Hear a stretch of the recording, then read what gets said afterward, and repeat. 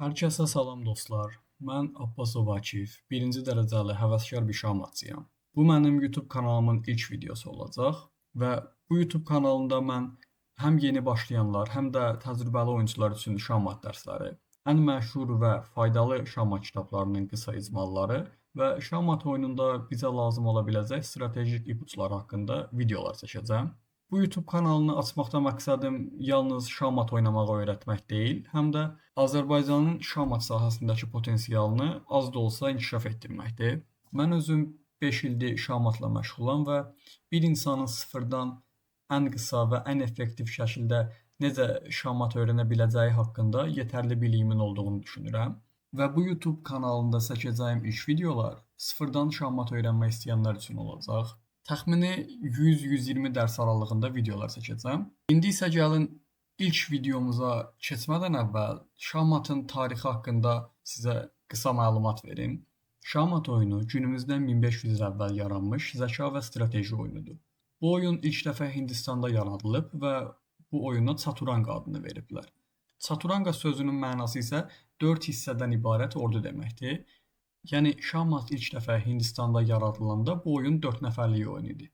Daha sonra inkişaf edərək, dünyaya yayılaraq günümüz şahmatına gəlib çıxmışdı. İndi isə gəlin ilk dərsimiz olan şahmat taxtası və fiqurlar haqqında danışaq. Gördüyünüz kimi şahmat oyunu 8-in 8-ə ölçüsündə olan 64 xanalı bir taxtanın üzərində oynanılır. Şahmat taxtası üzərində 3 növ xətt var. Şaquli xətt, üfüqi xətt və diaqonal xətt.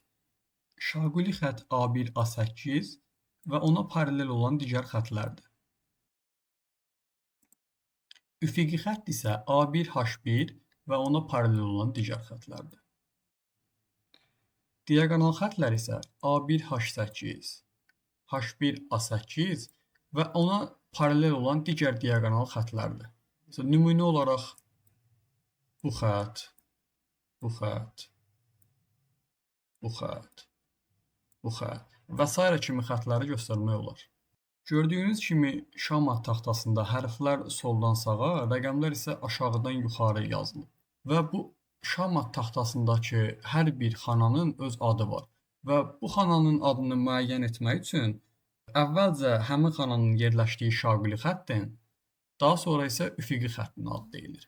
Baxın, məsələn, deyək ki, bu xananın adını müəyyən etmək istədikdə, əvvəlcə onun yerləşdiyi şaquli xəttin adı, yəni Y, daha sonra isə onun yerləşdiyi üfüqi xəttin adı deyilir, yəni 6.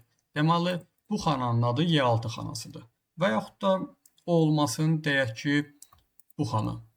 Gördüyünüz kimi, bu xananın yerləşdiyi şaquli xətt B və üfüqi xətt isə 3 olduğu üçün bu xana B3 xanası adlanır. Və yaxud da olsun bu xana. Gördüyünüz kimi, bu xana H şaquli xəttində və 7-ci üfüqi xəttdə yerləşdiyinə görə bu xananın adı H7 xanası adlanır. Şahmatda qarşı-qarşıya simmetrik düzülən 16 ağ və 16 qara fiqur var. Ağ fiqurlar 1-ci və 2-ci üfüqi xəttdə yerləşir.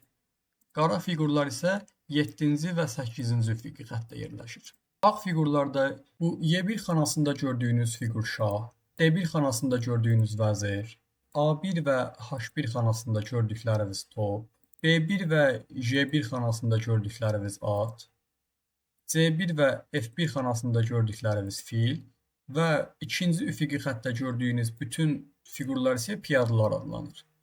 Və eyni şəkildə qara fiqurlarda ağ fiqurları simmetrik olaraq 7-ci və 8-ci üfüqi xəttdə düzülür. Və şahmat oyununda cinahlar var. Görmüş olduğunuz A, B, C və D şaquli xəttləri vəzir cinahı adlanır və Y, F, G, H şaquli xəttləri isə şah cinahı adlanır. Deməli dostlar, ilk dərsimiz bu qədər idi. Ümid edirəm ki, hər biriniz üçün faydalı oldu. Bu dərsdə şahmat taxtasının quruluşunu və fiqurların düzülüşünü öyrəndik. Növbəti dərsimizdə fiqurların necə hərəkət etdiyini və onların əsas xüsusiyyətlərini izah edəcəm. Yeni dərslərimizi qaçırmamaq üçün kanala abunə ola bilərsiniz. Şərhlərdə fikirlərinizi və suallarınızı gözləyirəm. Növbəti dərsdə görüşənədək hamınızı uğurlar.